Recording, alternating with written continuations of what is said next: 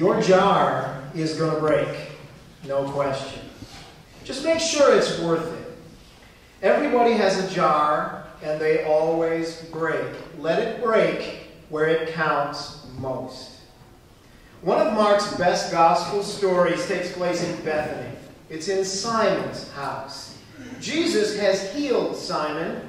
Now Simon is throwing a dinner for Jesus and his friends. A woman walks in. I wish I knew her name. She is anonymous and famous at the same time. Jesus gives her stunning praise. Jesus gives no one a higher compliment than he gives to this woman. Now we have to think of this story in the context of Mark's gospel as a whole. Mark is hard on the disciples.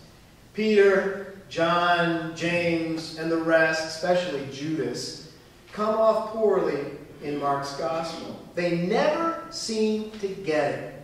They have the wrong idea about their own importance. They miss the point of serving others. Jesus predicts his own death and resurrection 3 times in the Gospel of Mark, and the disciples fail to understand all 3 times. Jesus never seems to get anywhere with them. Peter even argues with Jesus on their way to Jerusalem about what's going to happen when they get there. And Jesus snaps back at Peter, "Get behind me, Satan." You can hear his frustration with the male disciples. That's the context for this story of the dinner at Simon's house. The woman comes in with an alabaster jar of ointment. She is one of the many women who have been following Jesus on the way, along with the 12. And she is the first one to believe what Jesus said. She thinks he means what he says. She gets it. He will die and he will rise again. So she knows that if he is going to be anointed for his burial, it has to be ahead of time. There will not be a chance afterward. So she breaks her jar and uses this ointment on him. For Mark, she is the first believer. She is the first Christian. She believes the words of Jesus, and she does it before Easter. She's also a model leader, acting in service instead of self-promotion. And Jesus praises her like no one else. He gives her this stunning compliment. She has done, he says, a fine and beautiful thing for me. She anointed my body ahead of time for burial. She did what she could. Truly I tell you, wherever the gospel is preached all over the world, what she has done will be told in memory of her. Wow.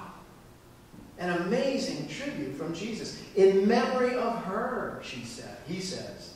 Doesn't that phrase remind you of what Jesus said at the Last Supper? Do this in memory of me, he says.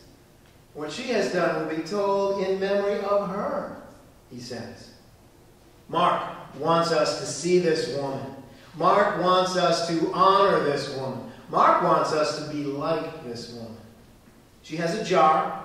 It's incredibly valuable, worth a year's salary for a laborer, a whole year's pay. And without hesitation, she breaks the jar and uses its precious contents to honor the Lord. You have a jar. It's your heart, obviously. And every human heart will break someday or other. It's the tragedy of the human condition. Your jar will break, no question. Just make sure it's worth it.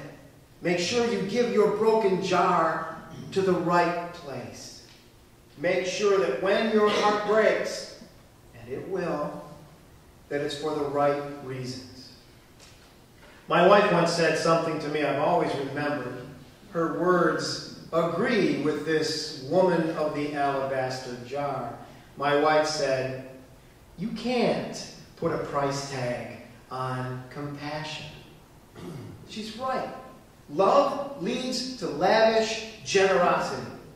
If you love your kids, you will give them whatever you can. If you love your aging parents, you will give them whatever you can. If you love your church, you will give what you can. If you love the earth, you will give what you can. If you love your God, you will give what you can. Now, God is maybe the hardest to see from that particular list, but Jesus makes God concrete for us by saying that we can feed and clothe him by feeding and clothing the poor.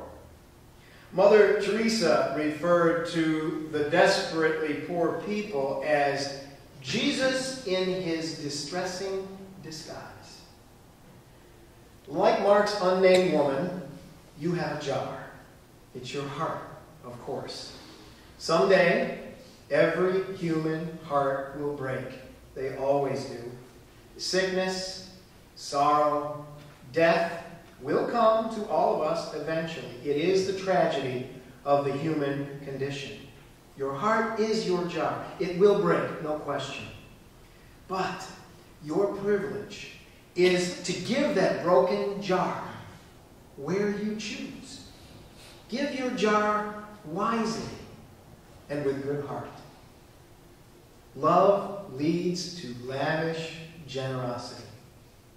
What it takes is one standard issue human heart. Amen.